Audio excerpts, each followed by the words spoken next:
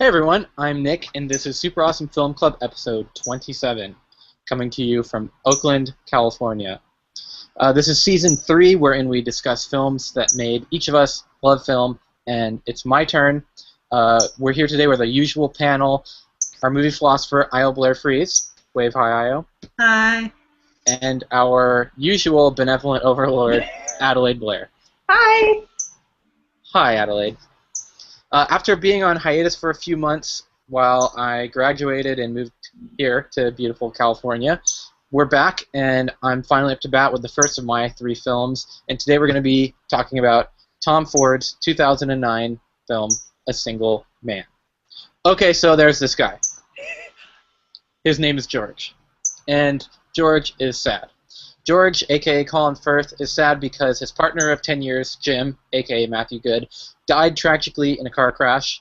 A Single Man takes place over the span of a single day with one single man, in which George goes about his regular business teaching literature at a small LA college and having dinner with his longtime friend, Charlie, also known as Julianne Moore.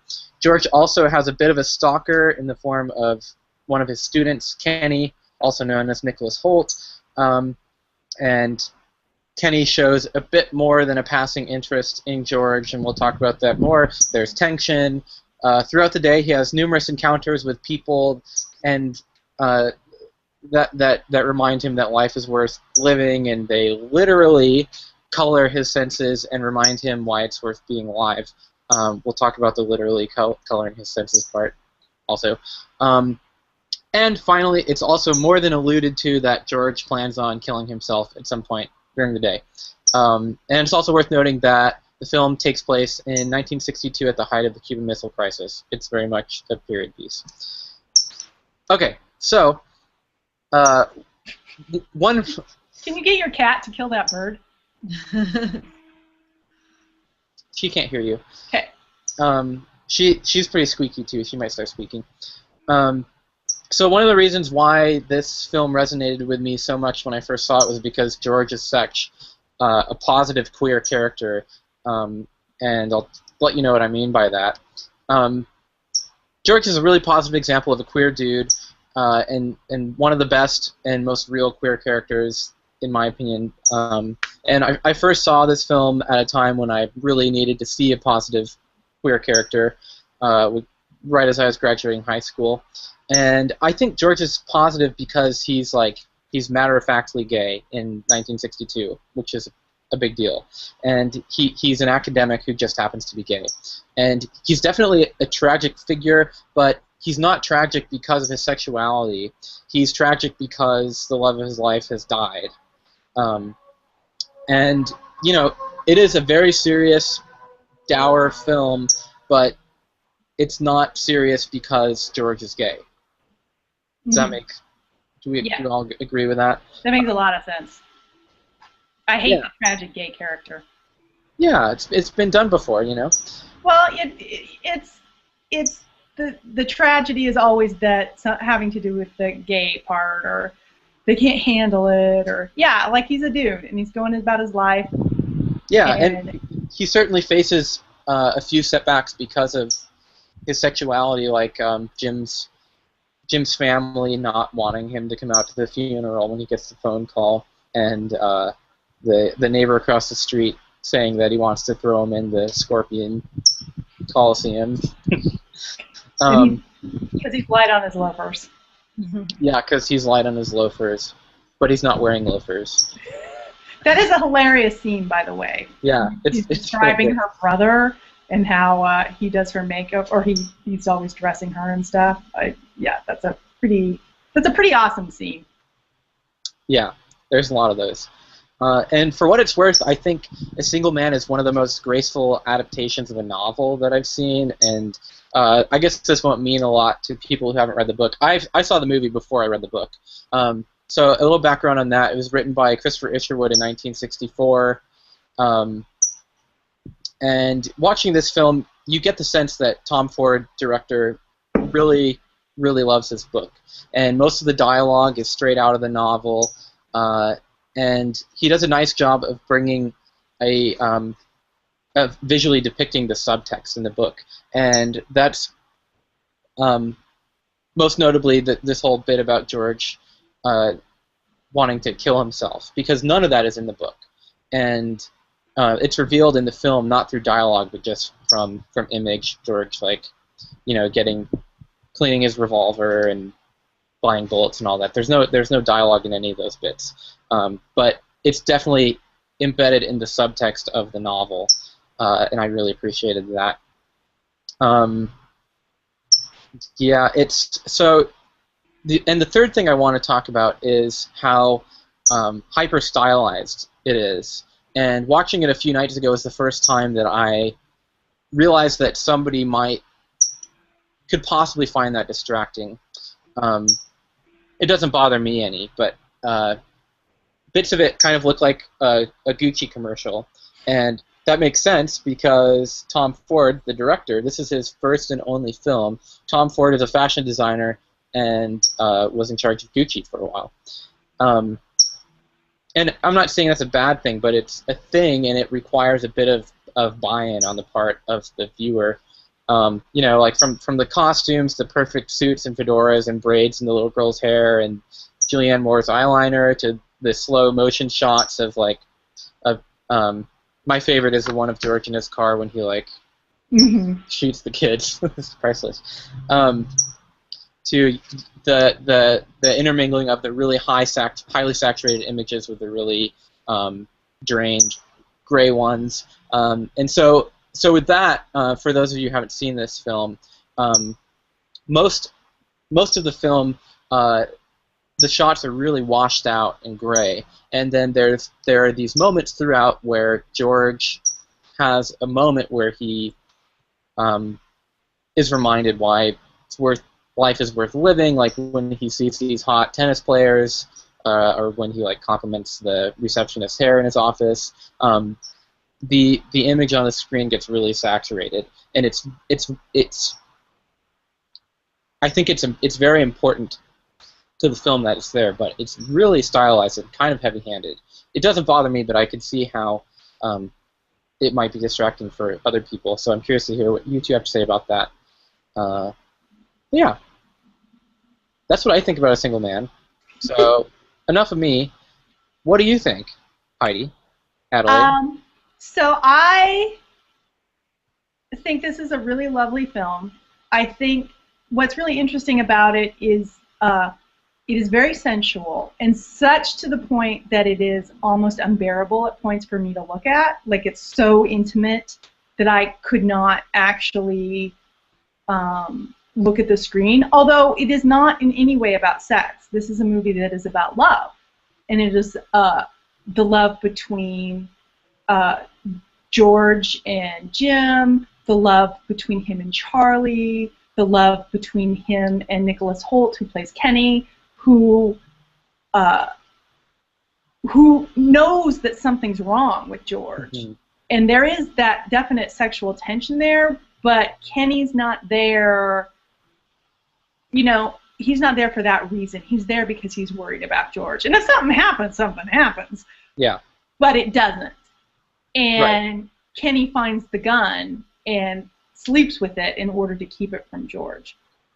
And so this is really interesting because it is so sensual. And we tend to forget that all love is sensual, even if it's not sexual. Like, whenever I see you, you always give me this huge hug that lasts forever. And there's never once that I've ever, not hugged my daughter, and, just the memories of her and growing up, and, every time I see Io, I also see Io as she was when she was first born, and I first held her. Like, all of that informs every time that she and I touch. And so all of maybe at some point. But so movie is just very sensual, and I love the fact that it's not about sex, that it's about love, and yet it's very physical. And there's the whole idea that male sexuality and male love is just down and dirty. Gay guys are just doing it and they don't love each other. There's that stereotype that this movie totally goes against, because it really portrays the full-sided nature of George's world, which is he is a loving person, but he's also a very sensual person. And all of these things are coming into him. And that's one of the things I like so much. Although, I mean, it does have some pacing issues for me. I think they could have tightened it up a little bit. But for the most part, I just found it, just to be this, when I watch it, and this is not the first time I've seen it, it's just kind of like I just ride this wave of visual imagery and go along with the story.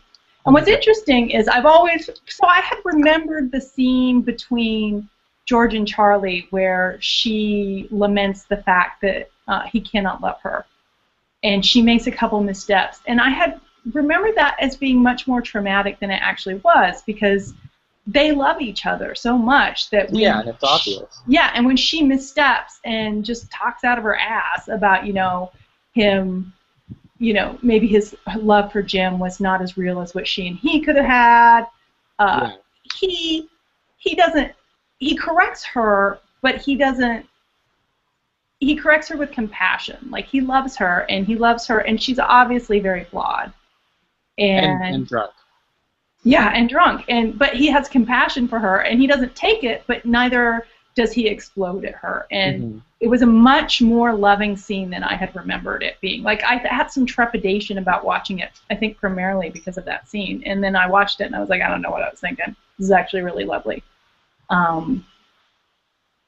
So for me, it's just this really beautiful, emotional story. And, even when that guy's trying to pick him up, the hot guy from Spain, even that is just really sweet. There's the underplay of sexuality there, but really, George delights in this person and not just in the possibility of sex with this person. And it's just a movie about love. Also, eyeliner. And not just Charlie's. There's a lot of focus on eyeliner in this movie. So it's about love, sensuality, and eyeliner. Beehive. Yeah. Great hair. Io, what did you think? I really liked this movie. I don't usually like what I call emotional porn, movies that are there to make you feel something. But I was taken on an emotional adventure, and I was all right with it. I think that the storytelling for taking place in one day, I think that the storytelling was very effective. Tom used a bunch of flashbacks as well as settings in the current time, and I really liked both methods because you got to, it's a very long movie, and it's supposed to be one day, but it feels like you're getting a whole lifetime of experience, or at least a whole relationship of experience. So it's very rich in that storytelling with the flashbacks and the current scenes and all the different relationships that you get to experience. The only thing that I think was ineffective in the storytelling was the stylization, and not so much that everything was perfect or that there was eyeliner or that there was hair, but that everything is like a tone of brown. That weird tone of brown that carries on throughout the movie made it feel kind of stale to me. Oh, because it was sort of sepia tinged? Yeah, it's a little sepia tinged, and I would have felt like more playing with like contrasting colors and different. So did you notice the color modulation, Io? There were times when they're in the bank and the little girl's standing in front of him. Yeah. And when the camera turns to her, all of a sudden the sepia, it's very right. And there's like dreamy parts too, where the color changes and you can see in focus the colors. But it happens throughout, and when I've seen this probably 4 or 5 times since it came out. I saw it in the theaters, and I didn't notice that the first time. I didn't notice that the first time I saw it, which is crazy. Well, I noticed it, but I didn't think it was so effective to notice. Like it wasn't effective enough that you would necessarily notice it unless you were looking. I think if you saw it again, you would be like, "Wow, that's so heavy-handed." I don't know. I felt like it either wasn't heavy-handed enough, or just the heavy-handedness wasn't effective as a tool. Because I felt like, oh, we're back to the brown again. Like, it wasn't like, oh, there's some contrast. It was, okay, colors, and then, oh, we're back to brown. So. Well, I think also this sepia is supposed to be taxing for you. It's supposed to kind of bring you down because George is down. Yeah. Also, I just want to go on record as saying I understand why the ending is the way he is. And spoilers, George has a fucking heart attack just as he accepts the glories of life. And I get that. Like, not every movie has to be happy, yada, yada, yada. And he has this revelation. And, you know, it's kind of using that whole Sunset Boulevard, dead guy does the narration of the film. But, you know, it's a bummer. And I don't have to like it. You know, the thing I didn't like about it... Oh, sorry. Well, blame the guy that wrote the book. Yeah, that damn Christopher Isherwood. You know, movies can't ever change anything. They've never done that, and it would just be hard. I'm just saying, I know. I mean, I understand why it is the way it is, and it's beautiful and all that shit, but it's kind of a bummer, dude. Yeah. So the only thing I didn't like about the ending was that I called it in the beginning. Like, they make it so obvious that he's going to have a heart attack. Yeah, it's pretty heavily foreshadowed. That when it happens, you're like, oh, saw that one coming a mile away. If he didn't have a heart attack, I would have been more shocked by the ending. It would have been like, why were they talking about his heart problems earlier? And it would have been more confusing. But it was pretty obvious. Did you notice that the guy who played Jim was the guy who played Uncle Charlie on Stoker? Yes. I noticed. I like him. I noticed that the Uncle Charlie was the guy that played Jim. Grumpy butt. Okay.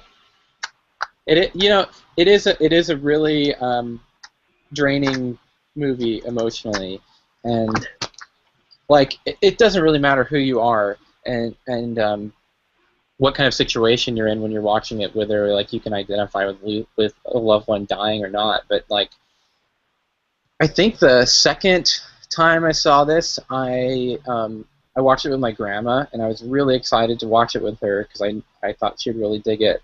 And then we started watching it, and this was pretty soon after my granddad passed away, and we started watching it, and I was like, oh shit, this was not a good call. But it was a really heavy experience watching it with her in that context, and it's just as heavy. It's been just as heavy every time since. So it's a roller coaster. There are also charming moments, though. I think all, like, with the Spanish paramour that never was, that scene is really charming. Yeah. Oh, yeah. No, and then there's some funny parts. Like, it's not. There are light moments. There is a lightness to it. It's all just not like this huge drain. I don't want anybody to think like you go into this movie and it's just like this bleak. No, I mean it's about. It's fun. And then it's about him finding meaning in life again. Yeah. Or he tanks. Yeah. But at least he's got all his paperwork together, so that's good. Yeah, although he burned those notes, so. Yeah, that kind of sucks, but. Well, his suicide letters, probably. Yeah. But the money for the maid is still in the bread, so. Forgot about that. That works. Well, is there anything else either of you want to say about this? Well, I hate calling movies queer films, usually, because I just think of them as movies with queer people in them. But this is a good queer film in that it deals with a lot of issues, like with the death of his lover and him not being able to attend the funeral, and just, social issues that he comes up with, his relationship with Charlie and how she doesn't quite fully understand his sexuality. I think that those are all really great moments that aren't overtold or oversimplified in a way. And so if you're looking for a good queer film, I would actually call this a solid queer film. Yeah, and I think that's amplified by the fact that it takes place in 1962. Yeah. Yeah, I think, if you had somebody in your life who was, I don't know, you're never going to make people be more understanding about other people's differences. People are who they are, and they'll change when they want to change. But if you had somebody in your life who maybe needed a queer 101, something that presented gay people as people with the common experiences that we all have, that isn't a message movie, that isn't, but somehow has all of those things in it, this would be a good place to start. But you should just watch it because it's a kick-ass film, and Colin Firth is amazing, and it is beautiful, and, you know, but, you know, maybe you should show it in colleges or something. I don't know. There's a lot of reasons to see this film, and, you know, it is, it's a good movie that does not have a lot of the gay stereotypes that Hollywood often relies on to tell a story. A lot of the shorthand that they'll use to say this is queer. Really none of them. Yeah, it's got none of them. It's beautiful. Yeah, and extra credit, I heard a few days ago that the letters between Christopher Isherwood and his life partner, Don Bacardi, who's still alive, are being published now. And it spans their entire relationship, which, you know, was 30 or 40 years until Isherwood died. And one thing I did not know was that Isherwood actually adopted Don Bacardi because he was a lot younger than him, but to get around the all the legal issues of not being able to visit each other in hospital when Isherwood fell ill in his old age. Isn't that fucking nuts? Yeah, that's really insanely crazy. Anyway, so that's out now. Extra credit. Good supplement. Okay, what are we going to watch in 2 weeks? 2 weeks from now, we're going to continue with the second of my 3 films that made me love film. We're going to be talking about Pedro Almodovar's Bad Education. Like A Single Man, it's really visually stimulating and very gay. Super gay! More on that soon. Way, like, so much more. I'm so excited. Okay, well, thanks everybody for coming. Watch the skies. Watch the skies, everybody. Bye.